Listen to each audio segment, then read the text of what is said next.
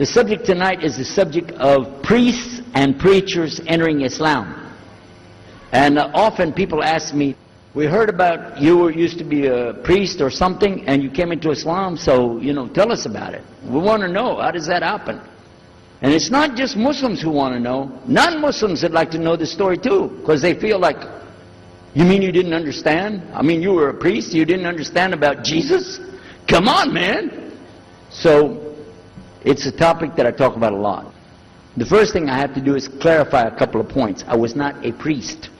In the English, we use the word priest to mean somebody who is in the Catholic Church. If you're not from the Catholics, if you're from the Protestants, then you don't use that term. We usually use the term, for instance, pastor, minister, preacher, reverend, and these are some of the titles. We came up with an awful lot of them, because that's the way humans are, right? Give ourselves titles. So, I was a preacher and a minister of music. But that doesn't really matter, but just if you're talking to a Christian and you say a priest, he's going to say, oh my God, how is that? And when they find out, oh, you weren't a Catholic, well, that's a lie then, you weren't a priest. So I want to clarify that. As a matter of fact, I will tell you in my own estimation, I'm probably the least of the factions within this equation.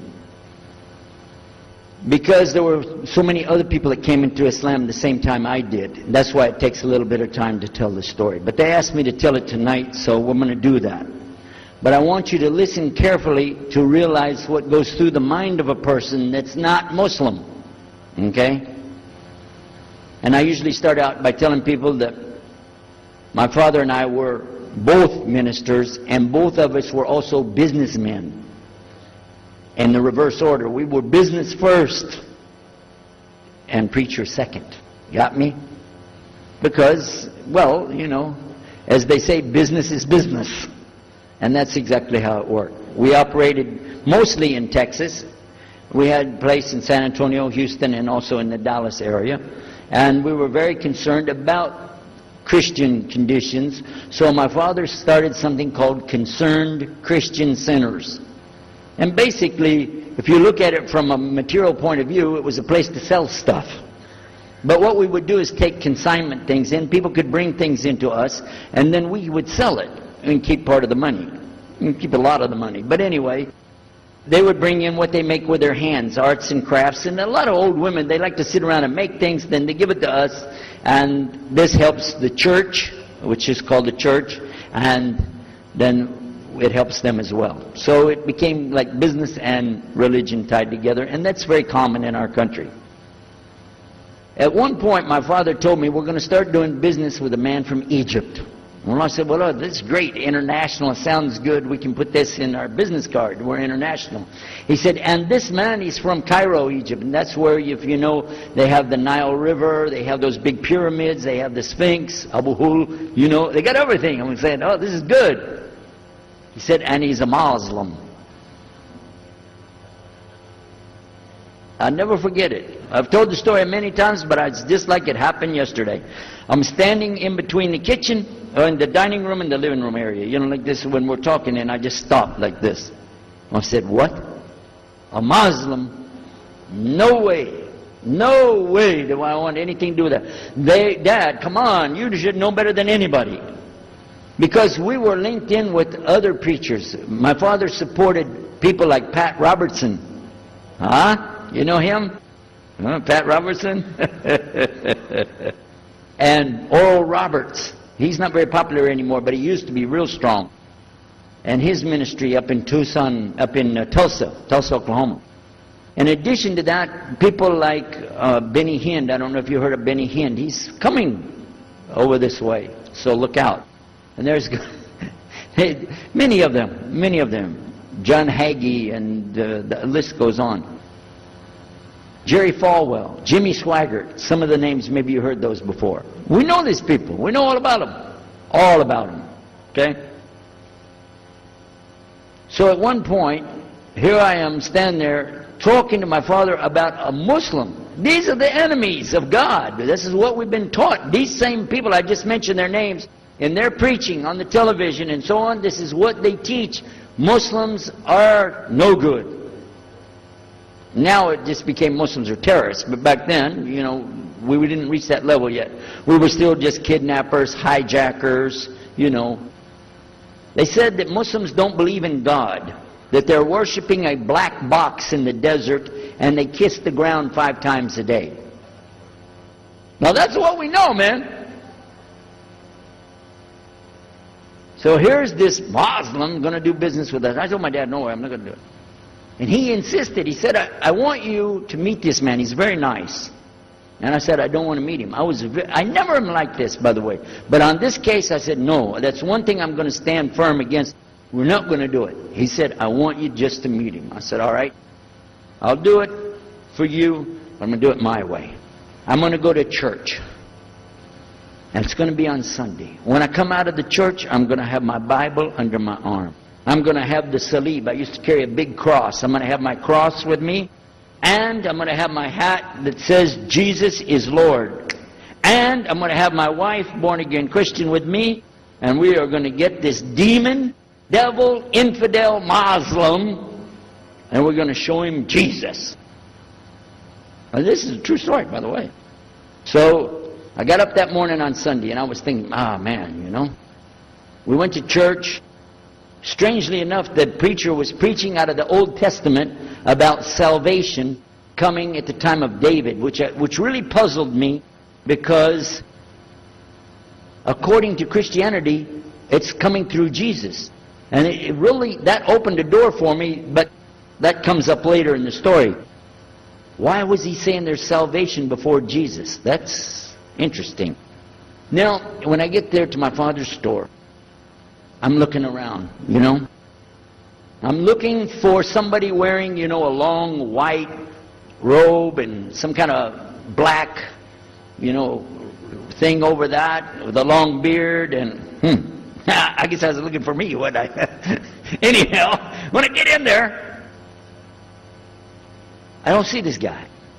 By the way, imama, sword, everything. Ayatollah Khomeini, maybe. This is what I had pictured. I said, where is he? I'm ready. My father said, he's over here. I said, where? He said, here. I was a normal guy. He was normal. He didn't have a beard. He didn't have any hair at all. How do you do? I told him my name. He introduced himself. His name is Muhammad. I said, how do you do? After the niceties of hello, how are you, how's everything, I said, do you believe in God? He said, yes. Oh, yeah? Sure. He said, yeah. Abraham? Yeah. What about David and Suleiman? He said, yeah. So when I meet this man, I'm impressed that he's believing these things, but I thought maybe he's just saying it. So I even asked him, what about Jesus? Because I thought maybe they're kind of, first I thought Muslims were like Hindus. That was first. And then when he said he believed in some of the things of the Bible, I said, okay, maybe they're like Jews. So that's when I said, yes, but what about Jesus? Do you believe in Jesus? And he said, yes. I said, okay, wait a minute. This is going to be easy. I can convert this guy. So I agreed that we're going to do business with him. And in fact, I took him immediately out to have tea together. We sit together, drink tea, talk a little while. And I started trying to preach to him right away. I'm in the Bible. I got it right there. Flip it open. Genesis. Let's talk about Abraham. What do you know about Abraham? Abraham, he had 2 sons, you see. And blah, blah, blah, blah, blah. And I'm doing all the preaching to him. You imagine this? And he sat there. Okay. He's a graduate of Allah's heart. And he's, like this. Get me? You know what I'm saying? Well, it happened that during Ramadan, some of his friends that he was staying with, they had to move their apartment around or something, and he was going to go stay in the masjid for itikaf in Ramadan. It's normal. We didn't understand. I thought he has nowhere to go, and I told my dad, this man has nowhere to go. And my dad said, no, he's got money. I said, no, he doesn't. Daddy, I'm telling you, he has no place to go. I heard him say he's going to go live in the mosque. To a Christian, if you're going to live in the church, ooh, that's the worst. So I said, let me offer that he can stay at our place. And my dad said, no, you don't do that. That's not right. I said, no, I'm going to offer it to him. I went to him and I said, how would you like to come stay at our place? He said, no, I want to go and stay there. I want to stay in the mosque, and it's something good. I said, oh, man, look at this poor man. Oh, my God. He doesn't know, you know. He just, oh, poor soul. Please come and stay in our house. And he said, no, I can't. I need to go stay with her. I said, look, I'm scratching his dignity. So I told him, listen, no. I want you to come and you can pay. You can pay money and stay with us. He said, how much? I said, $15 a week, which in America is like nothing. $15 is nothing. I said, and then he kind of hesitated. I said, and we'll pay for all the food. Well, you eat $15 worth of food in one day in America. He said, okay, all right. And I told my dad later, I said, see how I did that? Because now he'll stay with us. He knows he's getting a good deal on the food, and I was making it all about money. Well, I didn't know he wanted to come and stay with us. He wanted to learn about how we're Americans and how is the dawah going to be. What do we believe? Especially people who are preaching. So he came and stayed in our house. And I said, well, now that's good. I'll travel with him and go with him in places, and he'll see and he'll learn about Christianity. As we were traveling and working together, we put up tables just like this and booths and things and set things out for people to come and look at them and sell things. And I caught him one time. When somebody wanted to take something from the front, he took it from the back and gave it to him. And I looked at him. And the next time somebody started to take something, he took from the back and gave it to him.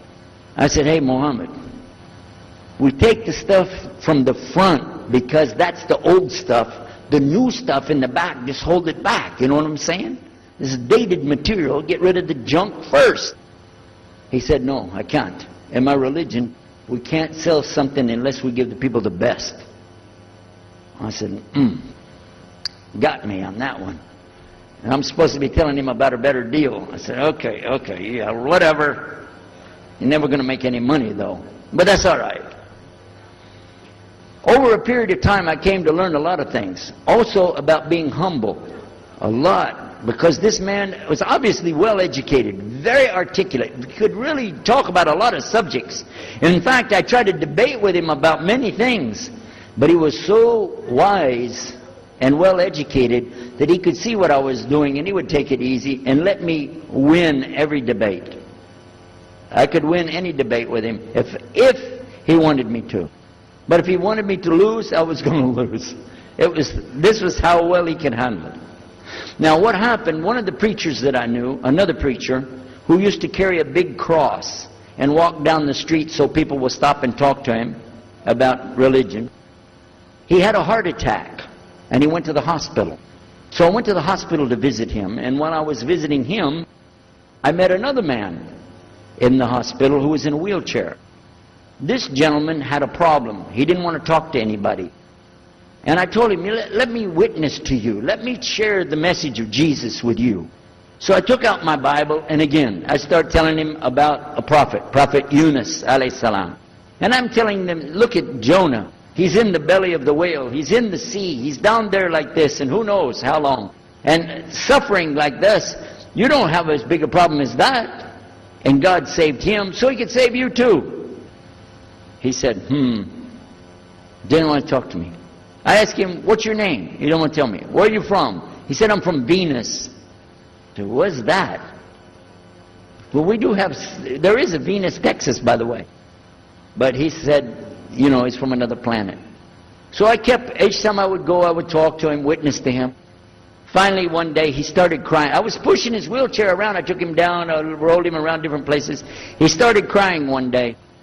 He said, I'm going to confess something to you. I need to confess something to you. Now, to a Catholic, confession means you're going to tell the priest all your sins. And then he's going to forgive you.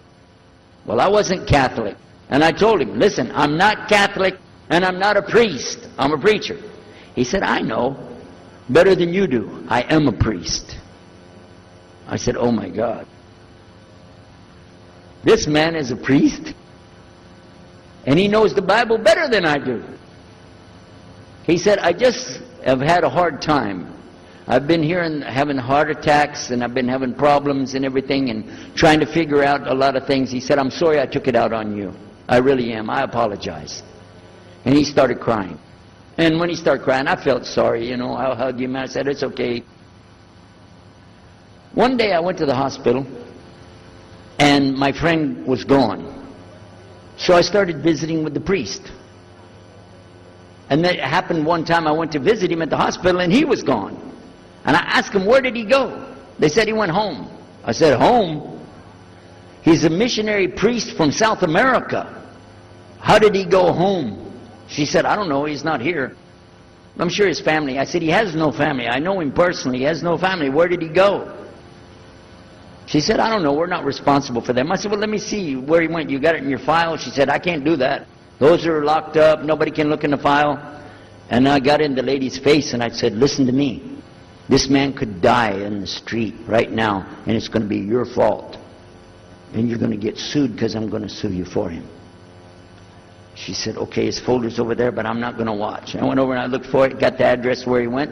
Sure enough, he was in a place where they put people that have no place to go, a shelter. So I went to the shelter and I found him. He was still on crutches. He saw me, he started crying again. He said, please get me out of here, get me out of here. I said, okay, come live at my house. Now, I told you the story so you can see something. Now look, I have 2 visitors in my house. One is a Catholic priest. The other is a Muslim. And I'm thinking I can get the Catholic priest and convert him to be a Protestant. At the same time, I'm going to catch the Muslim and bring him over to Christianity. High aspirations. But it didn't work. Some strange things began to happen. We would sit around the table at night to discuss what is the Bible and what's the salvation. My father has a Bible. It's called King James Version of the Bible. Most of you probably heard about it, especially any students of Ahmadiyyat or Zakir Naik. You've heard about King James Version of the Bible. But I work out of a different one that I've had since 1953. It's called the Revised Standard Version. And it says in it, King James Version has grave mistakes, grave errors, defects in it. It's what it says. So I began to preach out of mine, which doesn't match. And my father said, no, it's this way. I said, no, it's this way. Now my wife comes up with her Bible from Jimmy Swaggart. It's called The Good News for Modern Man. Okay? Totally different. It's written in modern vernacular. You can just, say anything you want to with it. You don't even recognize the Bible anymore. The Catholic priest, he's got another Bible. An older Bible with 73 books. We're working out of 66 books. And his is not even the same in the verses. It doesn't match up at all. And I never even knew about this subject until then. And he's saying this, and I'm saying that. My father's saying something else. My wife's on something else. And all the time, Muhammad the Muslim is sitting over there like this. So we asked him. I guess it was me. I asked him. I said, well, how many versions of your book, your Quran, do you have? He said, the Quran has no versions. There's only one. It's original. It's in the Arabic language. ذَلِكَ الْكِتَابُ لَا رَيْبَ فِيهِ. This is the book that has no doubt. Huda lil-muttaqin. It's guidance for those who have taqwa for Allah. This shield or taqwa that you have to have between you and Allah subhanahu wa ta'ala. And only certain people are going to get the Huda, Hidayah, Dina, from this Quran. These people that have the taqwa. So when he's telling us that the Quran is one, I'm going, huh? And it's in the original language, we still have it. You know what I was thinking? He's lying. I was sure he was lying because he could see the problem we were having, and he just sat back and made that up. But I don't know Arabic at that stage, so I don't know what to say. Maybe, I don't know.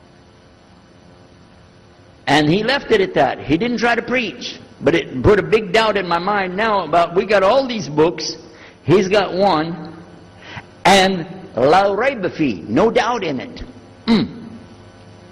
So So another time we had another discussion that came up. Now this time I went to the other preacher who had the cross. And I was asking him, I want to be able to explain the Trinity. He said, you know the Trinity. I said, yeah, I know. And I know the Council of Nicaea when we had it. But I want to know the way to explain it so a human being can just understand it. He said, okay. It's like an apple. Just take an apple. The apple has a shell around the outside, the skin. Inside is the meat. Inside of that is the seeds. Okay? 3 things, 1 apple. That's the way. I start going back. I'm going to tell this Muslim about the Trinity. But on the way, I remember his arguing with me, his way of debating with me. I said, no, he's going to tear me apart. As soon as I say seeds, he's going to say there's more than one.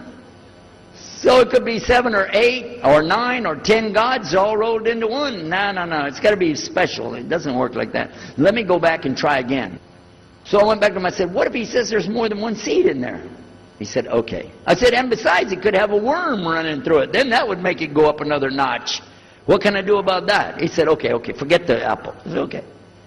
It's like the babe, the egg. Use the egg. The egg has a shell. Inside of the egg is the white. Inside of the white is the yellow. 3, 1 egg. That's it. That's good to go. Now I start going home again, and it hit me. Wait a minute. The egg could have a double yolk. God becomes 4, just like that. Plus, it could be rotten. I'm not going to ask him again. So at the market one day, I saw a man, and I was talking to him because I was listening to some things that Muhammad had told us about the belief in Islam, Allah is one. And so I was telling this guy, you know, I got some doubts about the Trinity. He said, you a preacher, you have doubts? I said, yeah, it doesn't make any sense. It doesn't make any sense. How could 3 be 1? He said, okay, look. You see me? I'm one man. I said, yeah. He said, my wife? Yeah. It's one person. Yeah. He said, my son? Yeah. 3. 1. One family. It's the family of God. Use that. I said, there you go. The family of God. You don't get very far on that one, and you realize right away they could have another kid just like that. But worse, they could get a divorce. You want a God that can get a divorce? Huh? In Texas, if you get a divorce, your wife gets the cars, house, your retirement check, your 501, your Keogh plan. She's going to get your computer and even your email. You got nothing left. And I don't want a God that can have a worm in it. I don't want a God that can be rotten, and I don't want a God that can get a divorce. I want to explain this Trinity the right way. Sure enough, the subject came up, Trinity. There we are. Now here's the priest trying to talk about the Trinity is like an apple. I'm going, you don't go there. And then the egg, don't worry about it. The family of God, forget about it. I know what's going to happen. So we ask Muhammad, we say, okay, what do you say about God? What do you think he said? أعوذ بالله من الشيطان الرجيم بسم الله الرحمن الرحيم قل هو الله أحد الله الصمد لم يلد ولم يولد ولم يكن له كفوا أحد. And he explained it something like this. Say he is Allah, the unique, not like anything else. He's eternally sought after by his whole creation, but he doesn't need the creation. He's not the father of anything. He's not the son of anything. He's not like anything. And he is unique. Ahad. Boy, that's exactly what I already think, but I can't admit that. That sounds too easy. But plus in the Quran, Allah subhanahu wa ta'ala tells us to tell the Christians, don't say 3. Here's a little point. I'm going to go out of the story for a minute to show you something. Nowhere in the Old Testament, the Torah, or the Zabur, the Psalms, or the Injil, which is the New Testament, nowhere in the Bible do you find the word Trinity. Not once. Not once is the word Trinity. But it's in the Quran. We have it in the Quran. It says, Thalath, tell them not to say Trinity. But they don't have it, and Allah said, don't say it. Guess what else? The word Bible is not in the Bible. Bible is from Greek, it means biblios or book. Book. But it's in the Quran many times. Is it? Kitab. Book. Ahl Kitab. People of the book. So we found in the Bible a shortage. They're talking about it, but the Quran is explaining it. I found actually in the Quran, I can explain the Bible much better because it gives me the things I didn't know how to explain. So then in my mind, look what I did. I started realizing what he was saying was true, but I never admitted it. Instead, I was taking this and mixing it. And when I would go give my next talk, I would say, so and so and so, and I would use what I learned from the Quran to explain what's in the Bible. Some of the people liked it, but some of them didn't. Because when I began to talk about salvation being based on what? And the Bible tells you in there, there's no Savior except God. It says it real clear. Jesus is not your Savior, God is. When I found that, I said, okay, let me try another way to explain that. Each thing as I would learn it, I'm trying to change how I'm presenting the thing. It still doesn't dawn on me, I need to do something. But I could see for sure God is only one, and that, so I totally forget the Trinity thing. My dad never did believe it anyway, so he had no problem with it. Now we come to some new thing. The priest asks the Muslim, can I go to your church with you? The mosque. He said, sure, come on. Well, he went, and they came back. So he took the priest aside, come here, come here. What do they do? What do they do in there? Tell us, what do they do? Do they like kill some animals, or what do they do in there? He said, no, they just stand there like this, and they pray, and they leave. I said, what? They pray and leave? He said, yeah. Okay, what kind of music do they have? He said they didn't have any music. No music? How in the world are you going to worship God without music, man? So I asked him, Muhammad, you guys don't have any music? He said, no.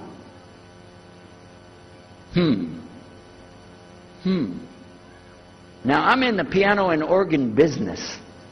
I said, how many mosques are there in the world? He said, millions and millions and millions of them. And I said, none of them have a piano. He said, no. Any of them have an organ? He said, no. Oh, man, I can get rich. Just introduce some music to these guys, put it in there, you know, bound to be. I said, do the Arabs have any music? He said, oh, Arabs have music. I said, boy, I got it figured out, boy. I can see my next $1 million coming right straight up at me, you know. So then the priest asked again another time, he wanted to go back to the masjid again. He went, this is middle of July, 1991. He went to the masjid with him again. And by the way, this masjid, Sheikh Mohammed Jabali knows it very well, is on Medina Drive in Arlington, Texas. And that's where they were going to, because we were living in Midlothian, just south of Oak Cliff and south of Dallas. So they didn't come back. All night we're waiting. What happened?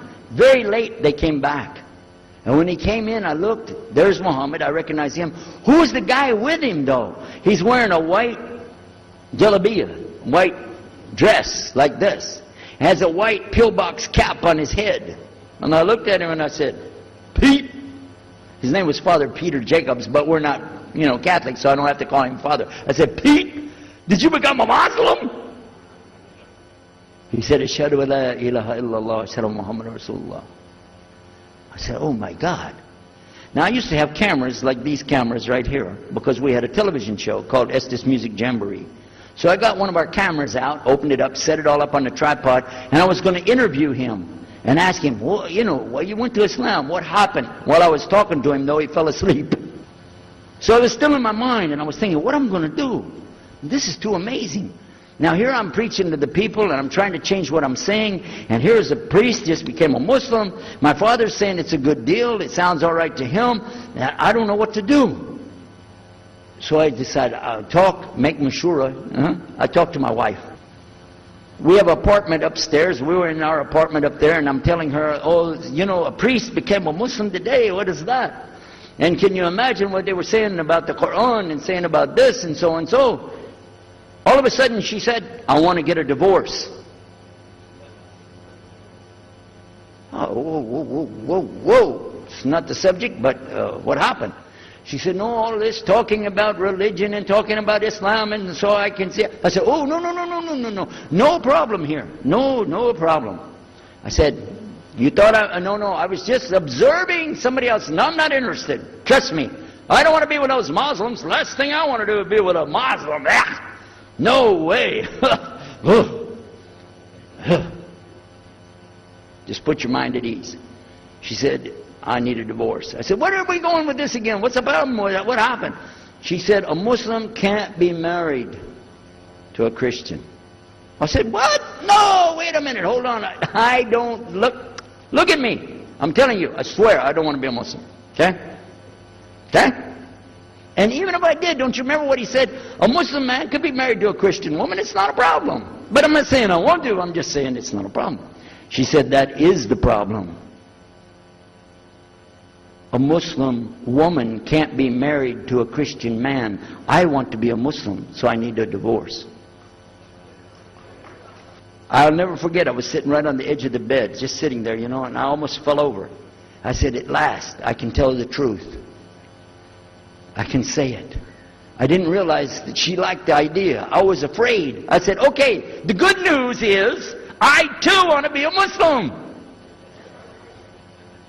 You know what she said? I don't believe you. I said, no, really. I was just saying that because, you know, but for sure, just so you know, I want to be a Muslim. I've been thinking about it. I want to be a Muslim. We're both going to be Muslim. Alhamdulillah, it's going to be great. Right? You know what she said? I don't believe you because you're either lying right now or you were lying 5 minutes ago when you said you didn't want to be a Muslim. And either way, I don't want to be married to a liar. So get out. So I started leaving. I'm walking down the stairs of the apartment. I'm down to my father's part. I said, wait a minute. Where am I going to go? This is my father's house. I just got thrown off of my own property. What happened here? So I went to get to Muhammad and I woke him up. I said, come, you and me, we got to talk.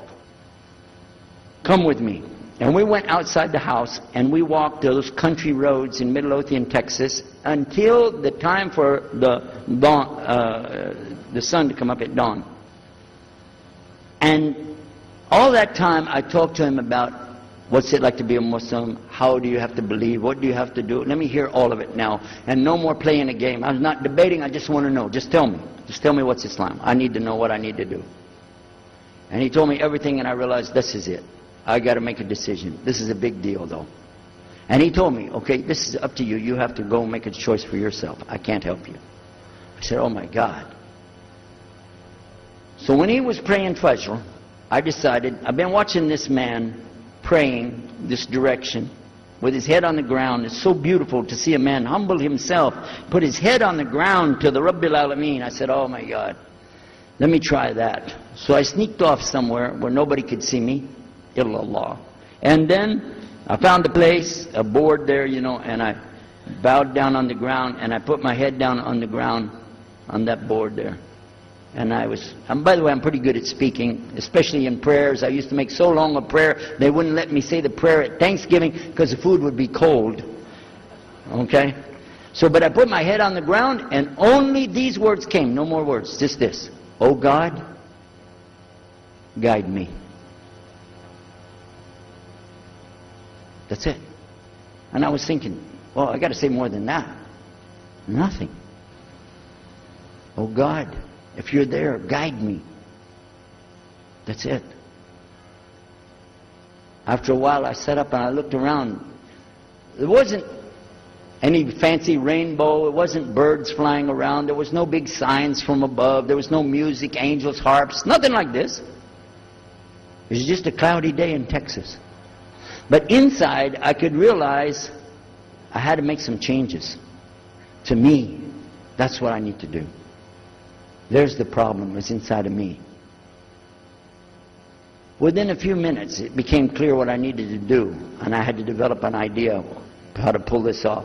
I talked to my wife, I talked to my father, I made a bath, and at 10 o'clock that morning, in Midlothian, Texas, I went in front of this man named Muhammad, and this new man named Yahya, who used to be the priest, and I said, Ashhadu la ilaha illallah, wa ashhadu anna Muhammadan Rasulullah. Immediately after that, my wife did her shahada. Ashhadu an la ilaha illallah, ashhadu anna Muhammadan Rasulullah. A few months later, my father did his shahada. Ashhadu an la ilaha illallah, ashhadu anna Muhammadan Rasulullah. Step by step by step, we saw so many people enter into Islam. We wanted to tell the whole world what is Islam. We wanted everybody to know the real Islam. I said, how could this escape our knowledge? How could we not know about this great and wonderful thing called Islam? And it looks like all we got to do is just tell the people. I went to the imam of the masjid there and I told him, let's tell the people. Then I found out something else about us as Muslims. And that's why we've got this convention here right now. This is why we have the exhibition. So you're going to use this week to learn how you can become, inshallah, the best Muslim you can be, and how you can show the real Islam to the people that are not Muslim. This is your duty. This is your duty. This is your language. This is your people. Just as it's my duty to give the message to my people and my language. And so the same way, it's your duty to give the message to your people.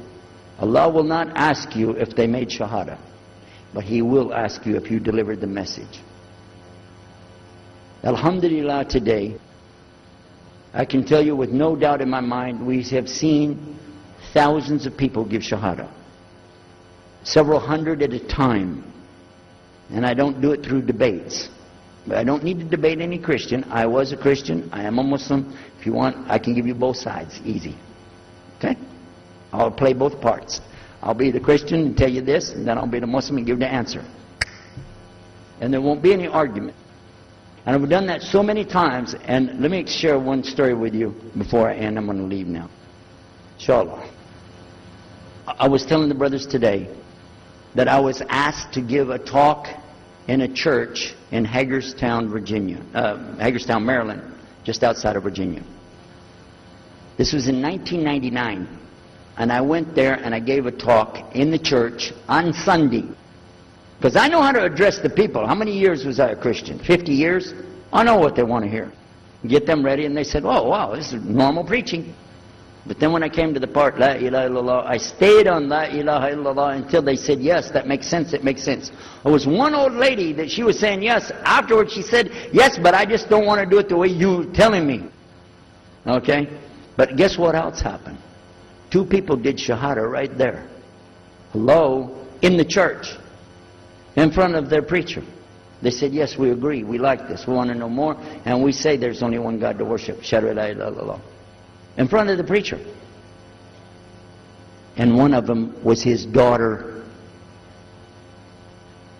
I took them to the masjid and they did shahada in the masjid that afternoon, a Sunday afternoon. And later the boy, he married the girl. They're Muslims living there now. Now, let me ask you a question. If I would debate and argue with this preacher and made him look stupid, would he ever bring me back again? No. I'm going to ask you a question. If you were at a place and you saw somebody change their religion to another religion in the temple of that religion, and the father was the priest there, what would you think? Is that man ever going to call me again? Do you think he'd call me again? 3 months later, he called me again. Come back again. We really enjoyed it so much. I said, how's your daughter doing? I want to remind him, see what he's going to say. He said, well, she's doing fine. She likes Islam. It's very nice and lovely. She treats us so good. You know, we're amazed at her personality. We love you guys. Could you please come back again? And I did, alhamdulillah. So I'm just showing you that it's not guidance from me, not guidance from you. It's guidance from Allah. Allah guides whom He wills. Whom He wills. So we ask Allah to guide me, all of us, and all the people. And whoever He guides, they'll be fine. But whoever Allah doesn't guide, they got a problem. Serious problem. Our job here is to do one thing. Communicate the true message. If the people don't want it, that's your choice. That's their choice. You don't have to take it. But it's our responsibility in putting this on, all the scholars that are here, it's their responsibility to tell us what's the truth in Islam and let us see for ourselves.